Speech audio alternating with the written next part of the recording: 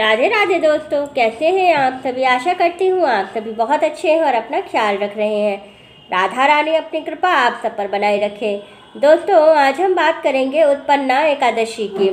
2024 में उत्पन्ना एकादशी कब है और क्या है इसके संपूर्ण नियम, हमें किन नियमों का पालन करना चाहिए एकादशी के दिन, श्री जी कैसे रखती हैं हमारे हरि विष्णु और कृष्ण जी के लिए एकादशी का व्रत, क्या हमें व्रत में करना चाहिए, क्या नहीं करना चाहिए, किन नियमों का पालन करना चाहिए, कौन व्रत करे कौन नहीं करे।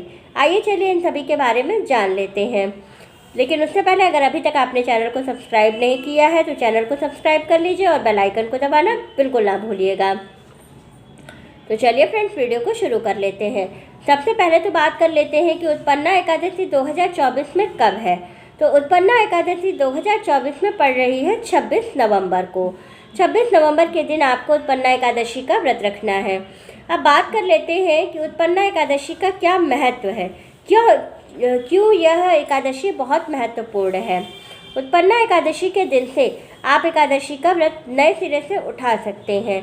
जैसे कि पूरे साल में तो 24 एकादशी पड़ती है, लेकिन आप प्रत्येक एकादशी को एकादशी का व्रत नहीं उठा सकते हैं। आप जब भी व्रत उठाएंगे तो उत्पन्ना एकादशी से ही आपको व्रत उठाना होता है।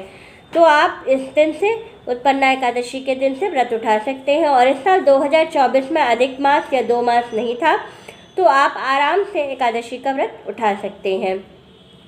अब बात कर लेते हैं कि एकादशी का व्रत कौन करे कौन नहीं करे। तो एकादशी का व्रत करने का कोई ऐसा नियम नहीं है कि किसको करना चाहिए किसको नहीं करना चाहिए। कोई भी व्यक्ति जिसकी हरि विष्णु में, राधा जी में, कृष्ण जी में आस्था है वो रख सकता है इस व्रत को, और आप आराम से व्रत उठा सकते हैं और पूजा कर सकते हैं।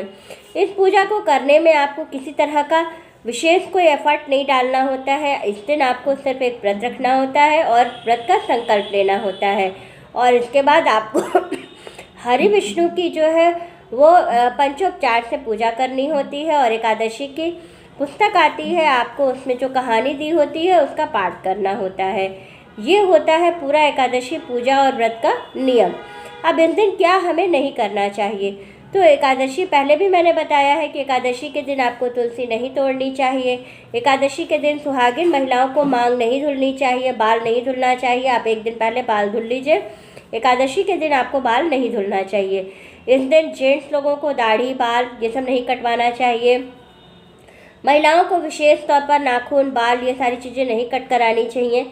कहीं विशेष तौर पर आपको जाना है तो ये सारे कार्य आप एक दिन पहले कर लीजिए, उस दिन आप ये कार्य न करिए। इस दिन आपको पीला सिंदूर नहीं लगाना चाहिए। एकादशी के दिन आपको पीले सिंदूर का त्याग कर देना चाहिए। इस दिन आपको लाल सिंदूर से अपनी मांग भरनी चाहिए। तो ये है संपूर्ण नियम। इस दिन आपको क्या नहीं करना चाहिए, इस दिन आपको चावल नहीं खाना चाहिए। अगर आप व्रत नहीं रखते हैं या घर में आप व्रत हैं बाकी लोग व्रत नहीं हैं, तो इस दिन आपको चावल नहीं बनाना चाहिए, ना ही खाना खिलाना चाहिए। तो ये है विशेष तौर पर नियम जिनका आपको विशेष रूप से पालन करना चाहिए। वीडियो अच्छी लगे तो लाइक शेयर सब्सक्राइब ज़रूर कीजिएगा। राधे राधे दोस्तों।